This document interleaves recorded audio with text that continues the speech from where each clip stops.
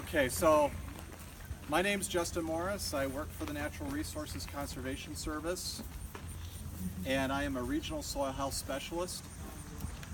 So about 2 years ago, the NRCS created a new division called the Soil Health Division.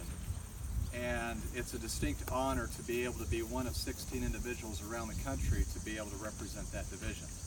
So right now, my other 15 colleagues are really counting on Justin to pull through today. So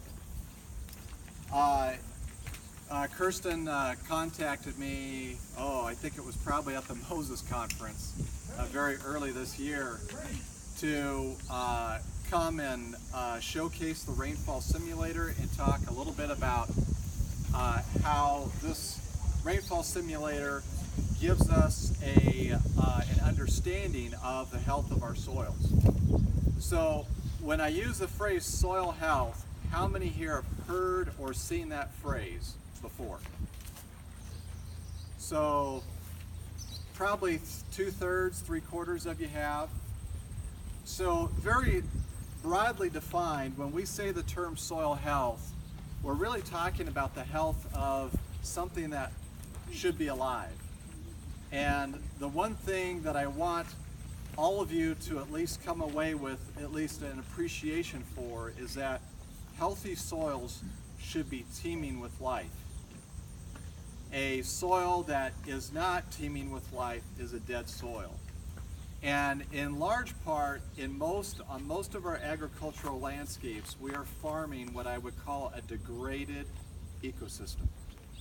A system that has seen a lot of disturbances in the 130, 140 years since European settlement. And because of those disturbances and a lot of the things that we do in agriculture has really suppressed the health of that soil tremendously. And one of the key indicators of a soil's health is how well does it behave when it's subjected to a rainfall event.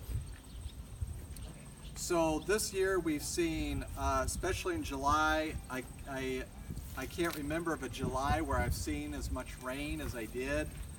I cover Minnesota as well as Wisconsin in my position.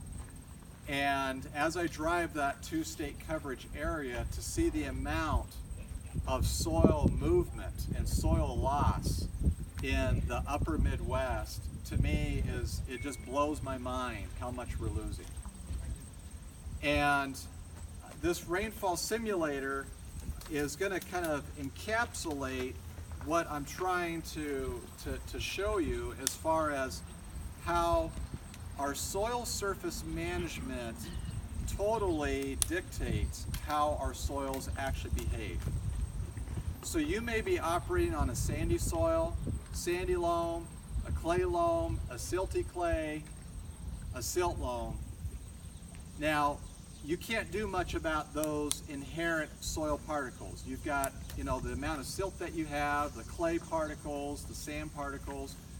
You're not going to change the relationship of those necessarily, but you can change how the soil behaves when you get a rainfall event. And so what we'll do here is we're going to simulate with this rainfall simulator a 1-inch rain event.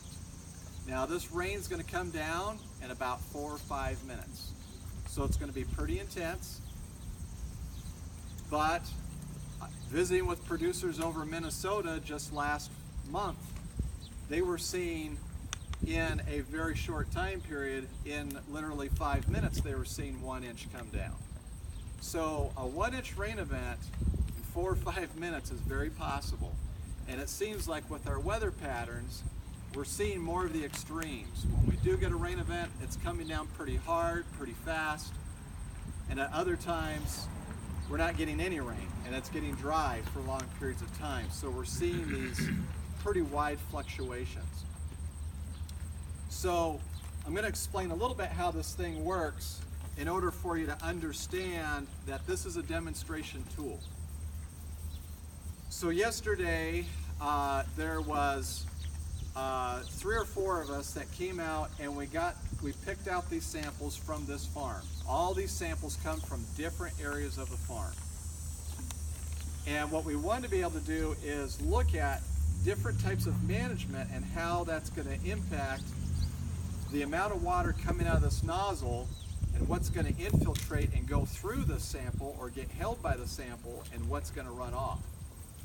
So in each side of these 1 foot by 2 foot trays, there's perforated holes on the bottom. So then that allows any water that gets through the 2.5 inches of the sample to actually hit a catch pan and then be diverted to a catch jug, which is underneath. So this jug is going to get all of our water that the sample cannot hold, and that's actually leaking out past the sample. Okay, so this is going to be our infiltration. So the water that collects in here plus what stays in the sample, that's what's infiltrating. So this jug out here, obviously, is going to catch our runoff. So we want to see how much comes off. We also want to pay attention to not only the volume of water that's coming off, but we also want to pay attention to the color. What color is the water that's coming off the field? Okay, so I'm going to explain a little bit about the samples here. And Jim, where are you? Jim, okay, I'm going to need your help here. So this first sample right here comes from a pasture that's probably about 1/4 mile that way. And this is, it's an orchard grass, alfalfa. What else do we have in here, Jim? Probably some ryegrass and some okay, so a little bit of ryegrass, a little bit of fescue in here. So we've got 4 or 5 different species. So we got some clover in here as well. And so we've got different grasses and legumes. So we've got a little bit of diversity. It's been well recovered. It'll be ready to be grazed probably in another 15-20 days, if that.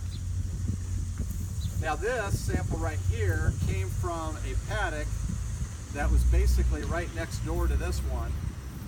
But this came from an area that gets a lot of consistent herbivory. So there's animals grazing on it fairly consistently throughout the summer. So this doesn't get very well recovered.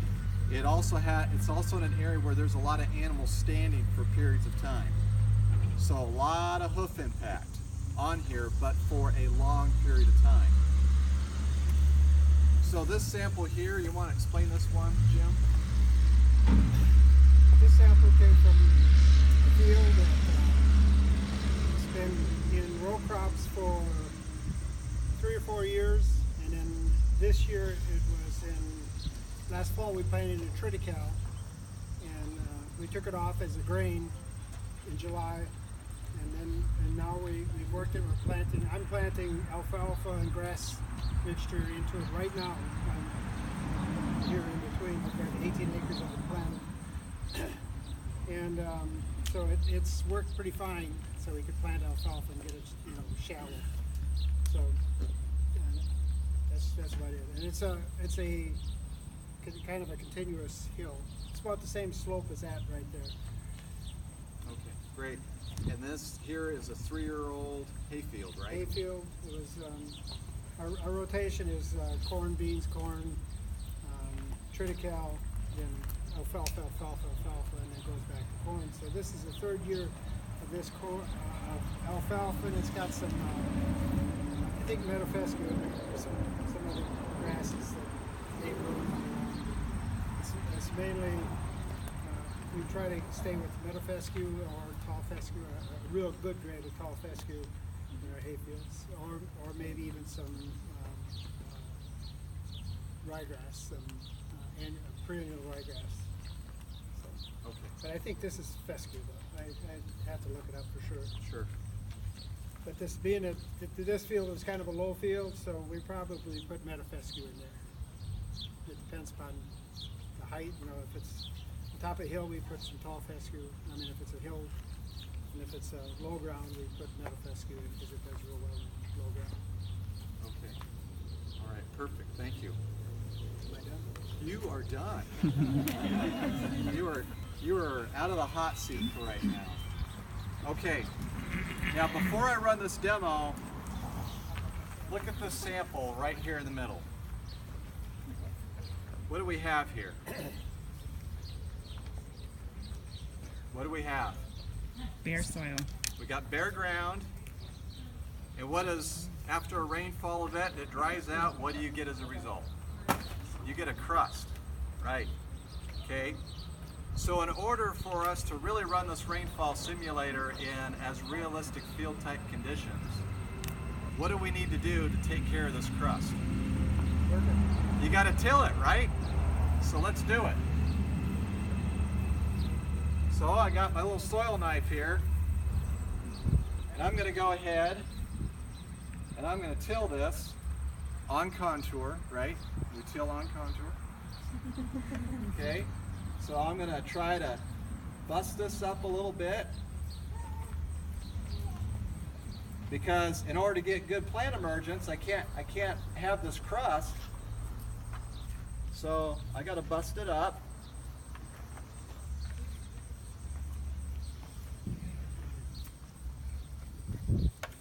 Okay.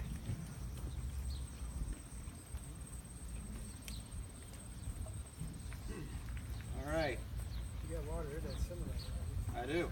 So I'm going to take this guy out, dump him from yesterday, put him right back. Now, what I got here is a dime. A dime is 0.053 inches thick. It takes 19 dimes stacked on top of each other to equal 1 inch. I'm going to put this dime on that soil, and I want to see during 4 or 5 minutes of putting down an inch of rain if we erode a dime's thickness of soil off of this. Okay, so there's my dime. Now we're going to go ahead and get this started.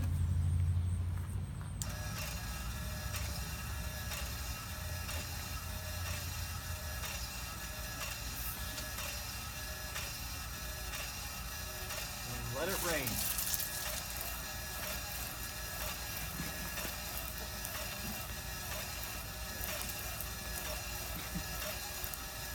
Now the terminal velocity of a raindrop is about 20 miles an hour. It may come as a surprise to you. Gotta get the air out of the system. It may come as a surprise to you that some of the greatest amount of compaction that occurs is not necessarily from a vehicle. It's actually that first initial raindrop hitting bare soil. That is some of your greatest compaction.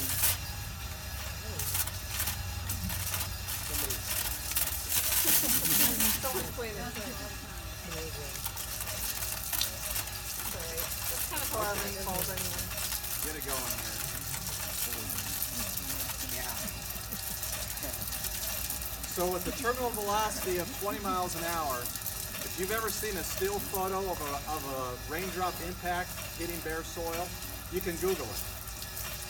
It looks like, when you look at the shape of it, it looks like a nuclear bomb going off. The cylindrical cone shape. Well, if you look at that picture closely, you can actually see very, very minute soil particles that are coming off during that first initial impact. So when we have that first initial impact, we're having some compaction take place. And so I went ahead and tilled that center piece so that, you know, what's a popular conception? That you got to till the soil to get more water in it, right? If we fluff up the soil, we're going to get more water into it. Folks, don't feel bad if you thought that way in the past, because I certainly did. I mean, I grew up gardening with tilling the soil. right? You got to till it, you got to fluff it up, and one of the side benefits is you're going to get more water in there. But is that true? What are we seeing so far in this demonstration? We have about ½ inch of water on there right now. Our fluffed up soil, the one that we just tilled, we broke the crust so that we could get water in, so that we could get plant emergence. How well is that doing at being able to infiltrate water? Is any water really infiltrating? This is mind-blowing to me the first time I saw this. You can even do this demonstration in your kitchen. Just take a clear glass jar, pour flour in it, and then try pouring water in on top of the flour and see how long it takes for the water to get down to the bottom of the jar. It doesn't go down to the bottom of the jar because there's no pore space. So right now, our tilled field is leading on runoff loss. And we're not only losing water, but what else are we losing right along with it?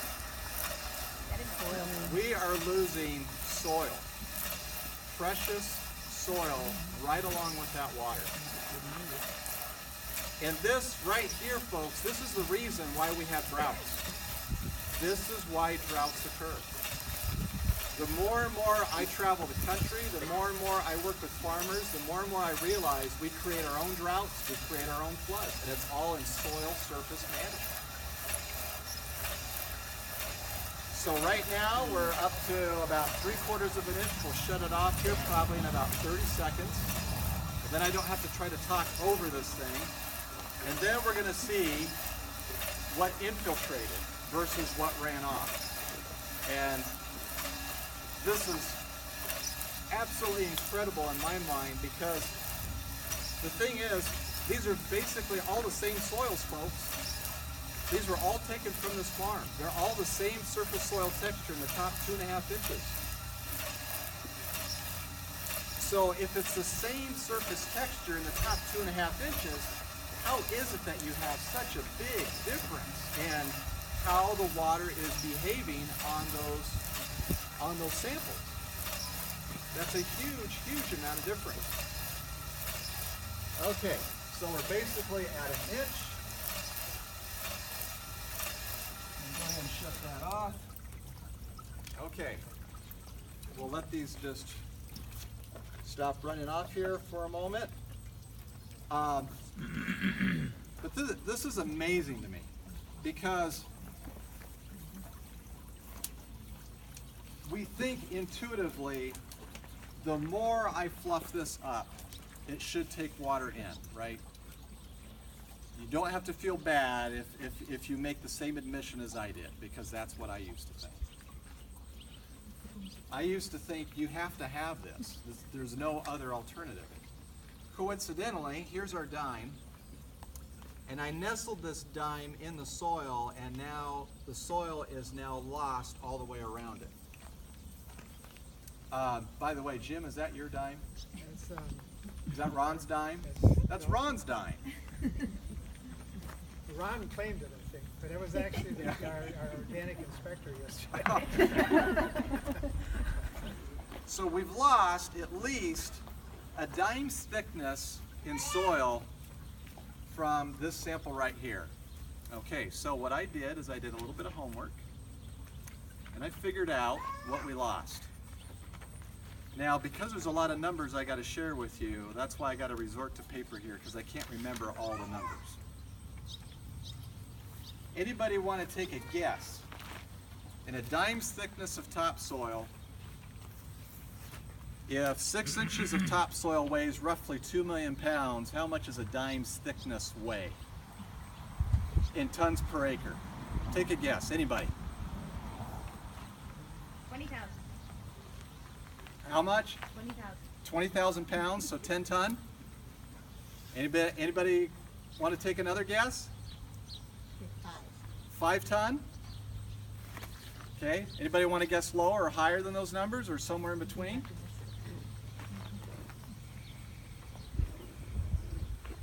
So out of a dime's thickness, that's equal to 8.8 ton per acre.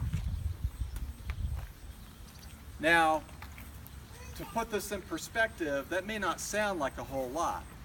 Okay, so that's like 17, just under 18,000 pounds of soil loss per acre. Okay. Well, what does a 10 cubic yard dump truck hold? A 10 cubic yard dump truck holds roughly 10 tons of soil in it per acre. So right here, folks, when we lost that dime's thickness, that is comparable to someone coming on your farm with a loader and a dozer and a dump truck, and he's taking it from you. And you're not even getting paid for it. It's gone. One 10 cubic yard dump truck per acre. Per acre. Now, if you got a 100-acre field that this is happening on, you just had 100 dump trucks show up on your 100-acre field, and they took it. And you didn't get reimbursed. Okay? So if we look at how much in a dime's thickness of organic matter is lost, okay, if I lost 8.8 tons per acre in soil, if the soil is 3% organic matter, if we took it to a lab, the lab said you've got 3% organic matter, so if 3% of that 8.8 tons is gone, that means 530 pounds per acre of soil organic matter was lost. 530 pounds per acre is lost in organic matter. Now, if you break that down, organic matter is roughly 50% carbon. So you lost about 265 pounds of carbon with that soil organic matter. Okay, that's included as part of the 530. And then you also lost N, P, K, and S. You lost all 4 of those elements. So how much did you lose? So you lost 27 pounds per acre of nitrogen. You lost about 3 pounds each of phosphorus, potassium, and sulfur per acre. Now, if we were to look at the price of those nutrients, how much does that come out to be? So on the carbon, figuring about $4 a ton, that's about 53 cents. Nitrogen at 50 cents a pound, that's $13.50. Phosphorus, $2.10. Potassium, $1.20. And sulfur, $1.50. If you add all of those up, you lost about almost $19 per acre in just nutrients, along with the soil, because the soil took it right along with it. All right? Now, if you're to go and buy topsoil, does anybody know what topsoil goes for around here? Anybody try to buy topsoil lately? What's that? It's expensive. 280. 280? Yeah, depending on where you're living at, it can be anywhere from $150 to $300 per dump truck load. So again, I ask you, when you lost that dime's thickness of topsoil, did you get paid $300 an acre for losing that? Something to think about.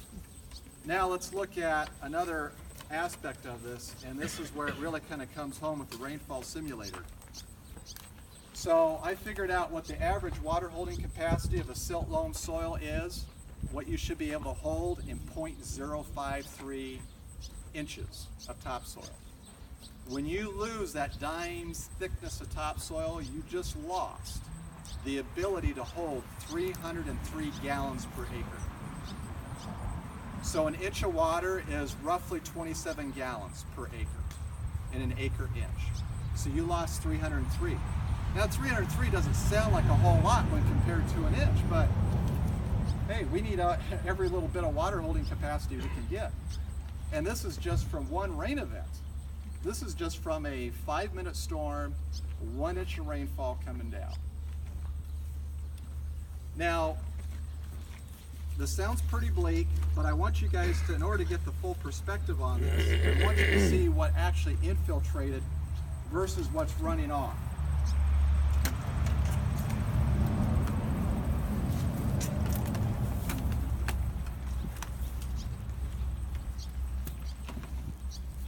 Okay, so our alfalfa field, it's been 3 years of alfalfa.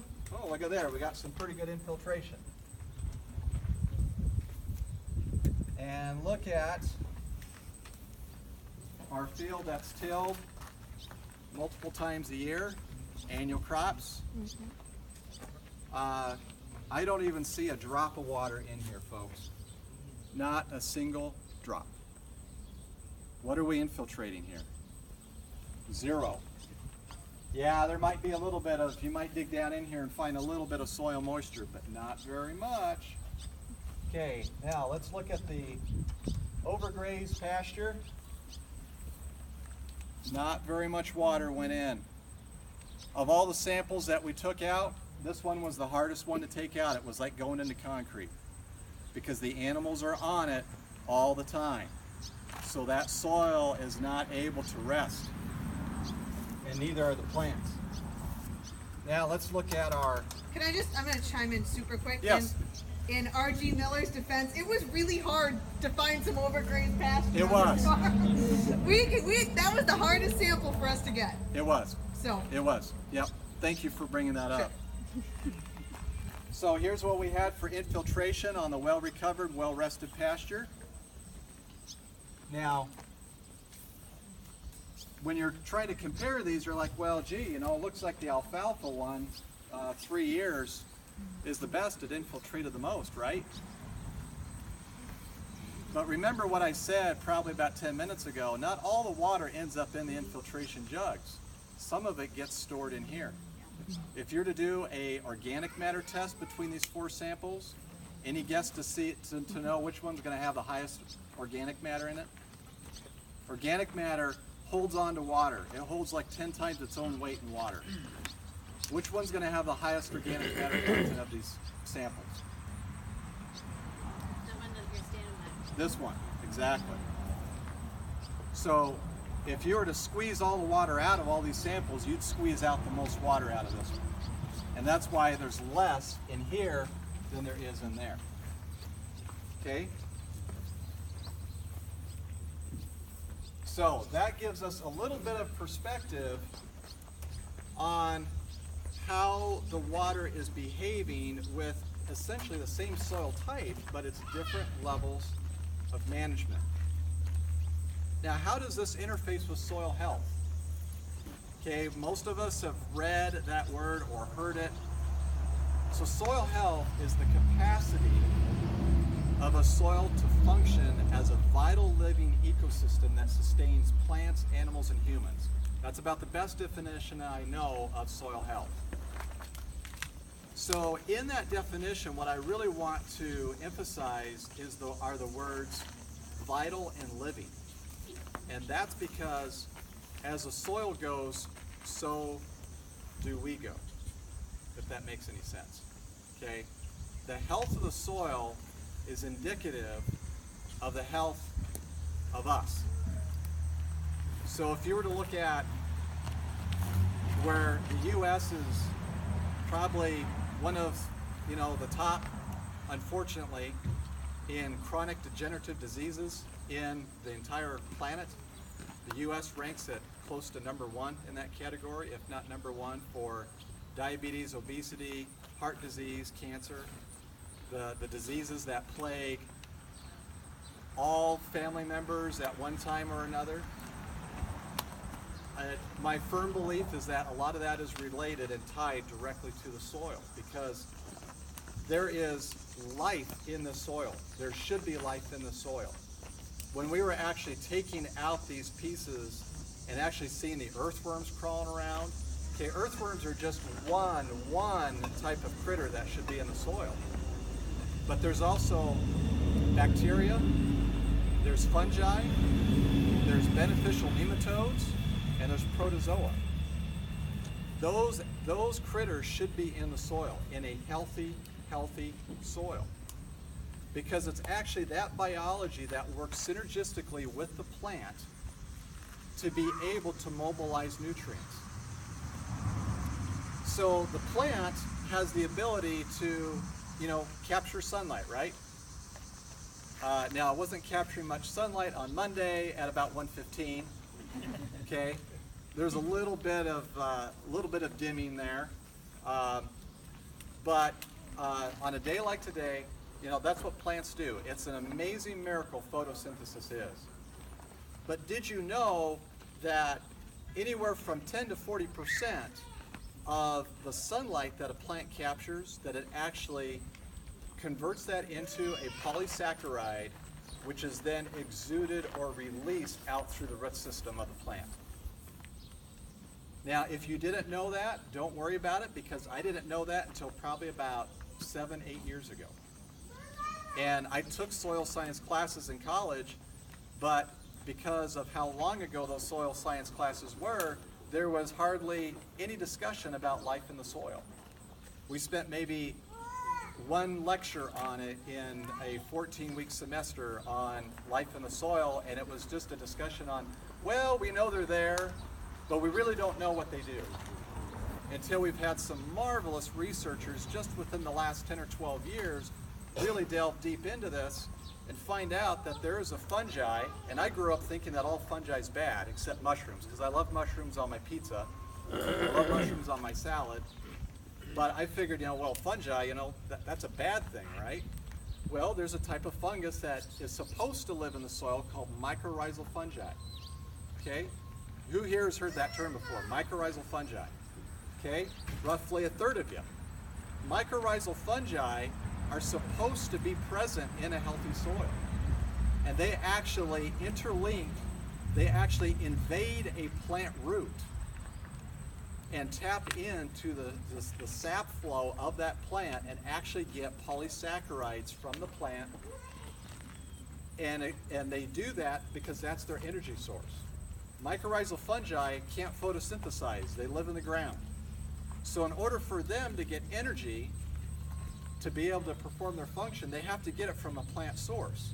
So they tap into the plant root, but the mycorrhizal fungi have the amazing ability to actually go into parts of the soil that plant roots can't go. They can actually increase the surface area of a soil of a plant many, many times, so that a plant can access mineral nutrients that the root normally could not. So you've got this amazing symbiotic relationship between a plant and a fungus that enables that plant to be able to extract minerals from deeper in the soil to be able to perform all the important catalyzing reactions that have to occur within a plant, such as photosynthesis.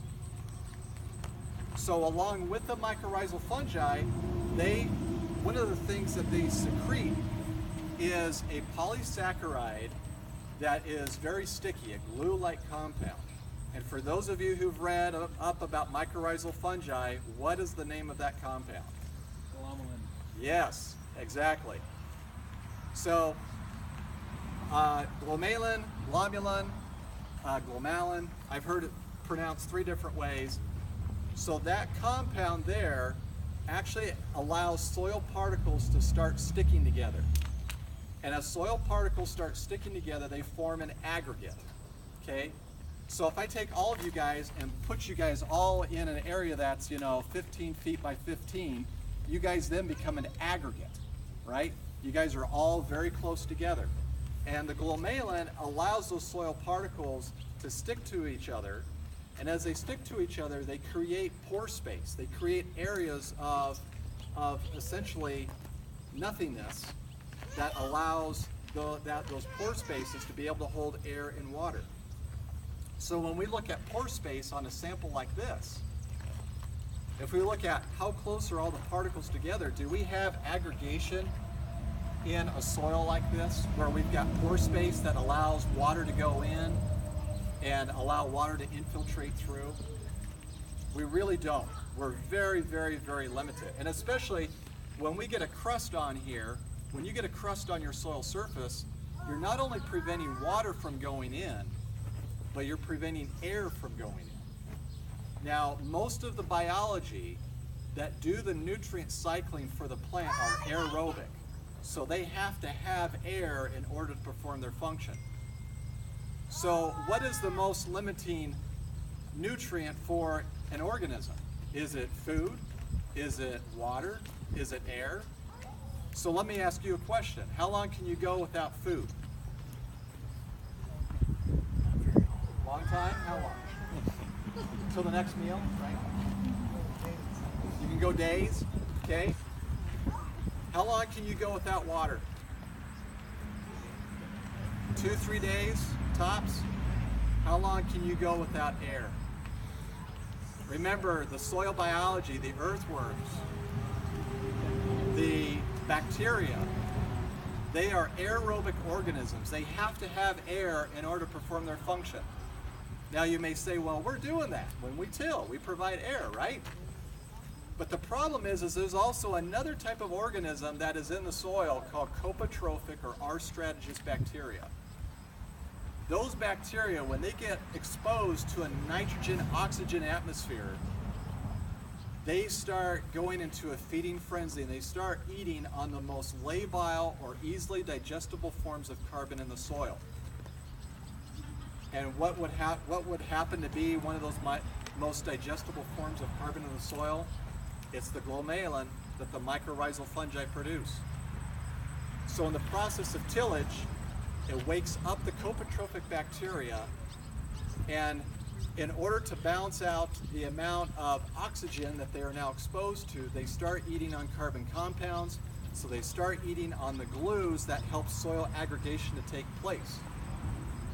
So not only does tillage physically destroy an aggregate through the process of a piece of steel going through, but it wakes up the biology to the point that they start eating on the carbon compounds that are supposed to keep the soil well aggregated so that you have pore space to be able to infiltrate water and to be able to hold water.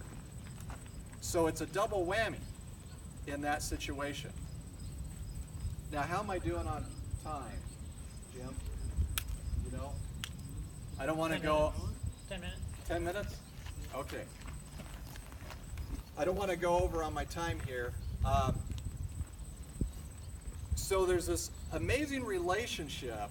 Really, it's the unseen world that is actually the most important world, and it's a part of science that is now just really emerging.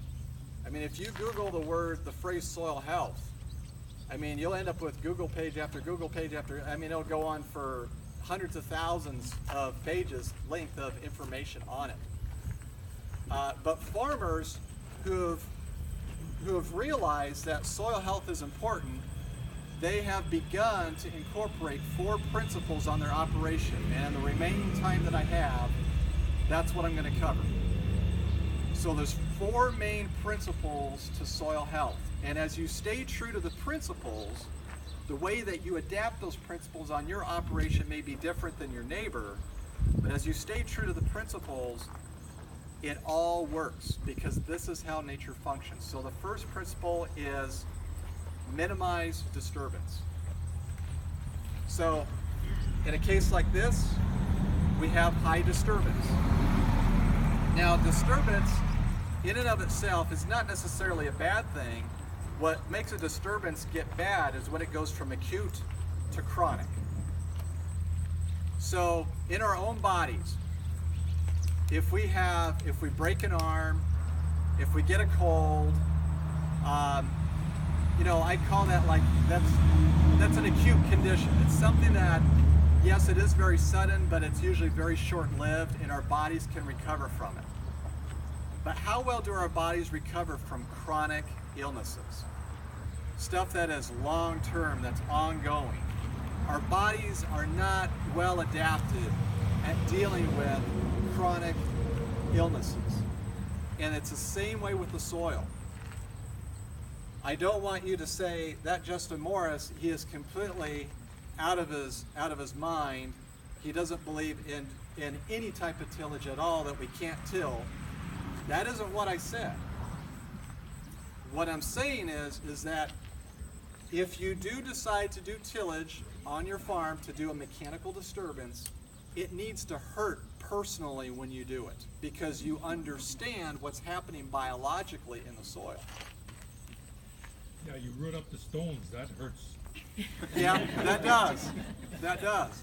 So when it gets personal, you know, everyone's cut their arm with a knife or something. When you till, there's no difference between what you're doing to your arm and what you're doing to the soil. Now, will that cut mark heal? Sure, it'll heal in time. But if I keep cutting my arm repeatedly over and over again and not allow it to scab over and to completely heal, then I'm creating, I go from an acute situation to a chronic situation, and I'm causing abuse and not allowing the system enough time to be able to recover itself. So what's interesting though is even as badly as this is behaving, you can go from this to that. So this can improve. This doesn't have to be a permanent condition. So if I have a soil that is, if I have a field that does really, it runs off a lot, then it's my management that I have to tweak and finesse in order to get more water to infiltrate and less to run off. So we want to minimize both our mechanical disturbances as well as chemical disturbances. Now, I take it most of you are probably either organic or transitioning to organic. So the chemical side of things, as far as using a synthetic herbicide of some kind, isn't an issue. So, but there's probably some of you here that, you know, break out the Roundup, okay? So when we talk about chemical disturbances, we also have to be cognizant and aware of that whenever we use any type of chemical that's designed to kill a target organism, you're also going to have non-target effects. And some of those non-target effects also have non-target effects on soil biology too. Can the soil biology recuperate, recover from such disturbances? Yes, in time. That's where we have to be really careful with what kind of disturbances we do and how often we do them. Because Mother Nature can recover. If humanity didn't exist and this whole planet was allowed to just go back wild, you know, soil erosion would eventually stop. It's us that's making that happen. So we just have to realize that this is the way that nature functions, and we got to be careful with not only the type of tillage that we do, how intrusive we are with tillage, how much tillage we do in a single season. Not all types of tillage are created equal. Some people are going to strip till so that they're not tilling everything, they're only tilling where they're having to put in their cash crop. There's also, when we look at synthetic herbicide use, also manure application. You can go way too heavy on manure application, and that'll be a chemical disturbance in and of itself because it creates an area that's inhospitable for soil life to be able to thrive. So then that brings me to the second principle, and that is keep the soil covered. And that kind of goes without saying. Soil does not like to be bare. If we're going to keep soil in place, we either have to get brown residue laid on top of it, or we need to have a green cover sitting on top of it, a green growing plant. A growing cash crop is only in the ground for 110 days or so, give or take. Well, there's still a lot of part of the year when the cash crop is gone, and especially in, like, take for instance a corn silage crop, there's not much residue left after a corn silage harvest. So what's covering that soil after the corn comes off? So think about those fallow periods when the cash crop isn't growing. Do we have either a green growing plant in there, or do we have some residue that's covering and armoring that soil surface? So one of the things that armament does with the soil is it also helps to not only mediate raindrop impact, but it also helps to moderate soil surface temperatures. So if I have a nice green cover, it may be 90 degrees out, but if I go a couple inches down in that soil, it'll only be 70 degrees. Well, coincidentally, that's the temperature that soil biology will do their best job at. That's when they're cycling nutrients, is in that 65 to 75 degree range. So the third aspect here, the third principle, is incorporating as much diversity into the farming ecosystem as possible. So a corn-soybean rotation is not diversity. That is a two-crop monoculture. That is not diversity. When I talk about diversity, I'm talking about you should have at least 3 crop types. Okay, so if corn is a warm season grass, soybean is a legume. Okay, it operates more on the warm season side. That's where some farmers have been looking at into small grains, because that's a cool season grass, not a warm season grass. So they've been looking at ways to incorporate another crop type into their rotation to help add some diversity, because different plants exude a different chemical signature of exudates to feed different types of soil biology. So that's all going to help in the soil aggregation and soil building process. The other thing too, along with this third principle, is not only can we change up the crop types to incorporate diversity that way, but we need to have a living root in the ground as much throughout the year as possible. And that's where annual cover crops really come into play, because after a cash crop comes off, we may have been able to interseed a cover crop at an earlier stage of growth development during that while a cash crop was growing, so that when the cash crop comes off, we've got some green there that's starting with what little bit of time we have left in the fall for growing things. So a cover crop coming in after the cash crop can be a tremendous benefit, because remember, these plants, what they're doing is they're taking some of that solar energy that we got to see a partial eclipse on, and they're able to put that solar energy into a chemical compound and give it to the soil biology. And that right there, that is what enables that living root to keep that soil aggregation, soil building process to maintain it, is by having a living plant in there as much throughout the year as possible, because that plant is feeding that soil biology, folks. It is literally pumping sugars out to them. But if we only have a cash crop in there for 110 days, the soil biology are going on a starvation diet the rest of the year. So that leads me to my very last principle, and that is really the proper integration of livestock into the system. If you watch YouTube videos on Gabe Brown and even Dave Brandt now, and several of our what I would call soil health pioneers in this country, one of the pivotal things that they've done on their operation is, after they've gone to a system where they're not tilling it, where they're actually interjecting diversity into the system with different crop types and cover crops, is they're actually incorporating livestock, grazing livestock on their cropland to eat some of those cover crops. Because the livestock are just a microbial incubator. They mass produce tons of bacteria.